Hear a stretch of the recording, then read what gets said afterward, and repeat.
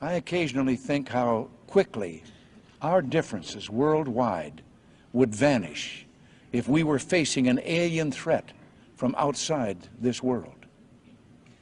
And yet, I ask you, is not an alien force already among us? They're all over the damn place. They're in our midst, and they are family. We're related to them because they were the ones that had a hand in establishing us as a hybrid race 100,000 years ago. And that hybridization is still underway, it's still happening, even as we sit here and speak. It hasn't stopped. It's underway. They have different agendas. Some of them are nice folks and some of them are not. As I said, they have different agendas, but they're all around. The one in the upper left-hand corner there is another self-luminous object that moves all over the place. That object is over 2,000 miles long. It is an artificially constructed object, over 2,000 miles long. It's about 500 miles in diameter. Can you imagine a technology and a society that can build an object 2,000 miles long for 500 miles in diameter?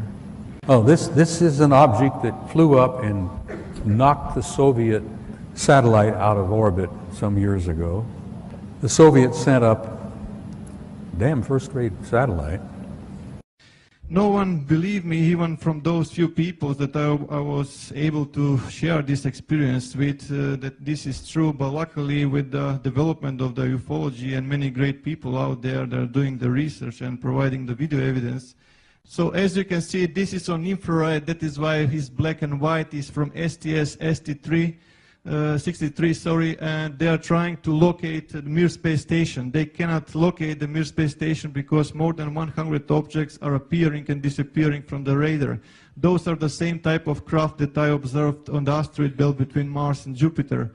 And those are those balls of light that I was observing in those times, as you can see clearly, creating intelligent formation.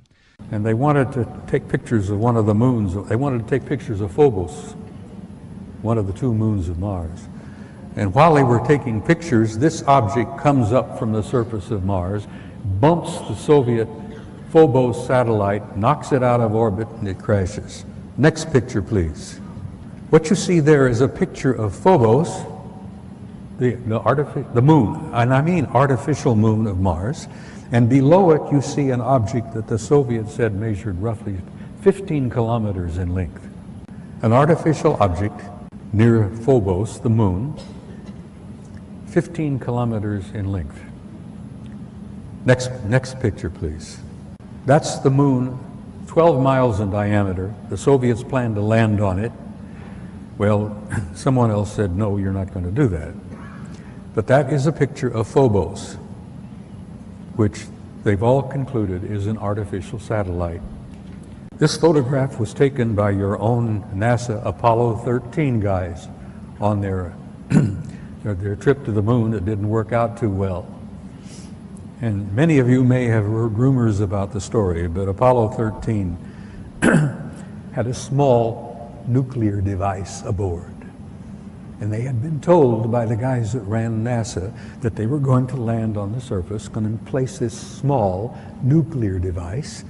And then when they all left and came back aboard and came back, they were going to detonate it and study the reverberations of this nuclear device, study the seismology of the moon, because they've been convinced for some years that the moon is basically hollow. It appears to be somewhat of an artificial satellite. Well, they plan to detonate this nuclear device, and then the others said, no, you're not going to do that. We'll get back to that picture again, please. All right. The object you see there in the middle, over 2,000 miles long. It's an artificial, I assume metallic object, probably crammed with guys. And that object followed our Apollo 13 all the way to the moon, around and back. Now, whether they were trying to make sure the Apollo 13 guys got home safely or what, whether they were the ones responsible for Apollo 13's little accident, which kept them from landing on the moon and placing that nuclear device, who knows? We may find out someday. But here you have an artificial object in orbit. Now, I've spent some time aboard aircraft carriers with my kid.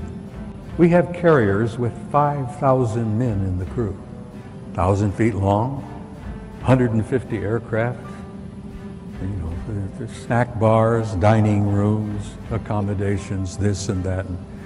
Can you imagine the accommodations on an object over 2,000 miles long?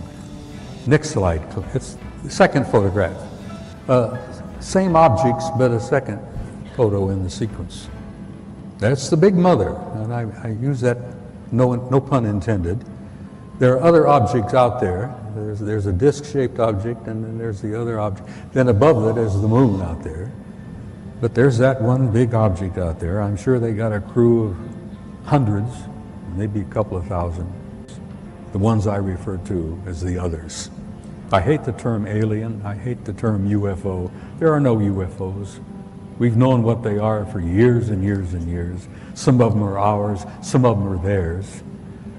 There's no unidentified flying objects out there. They're all identified. I've tried to impress upon you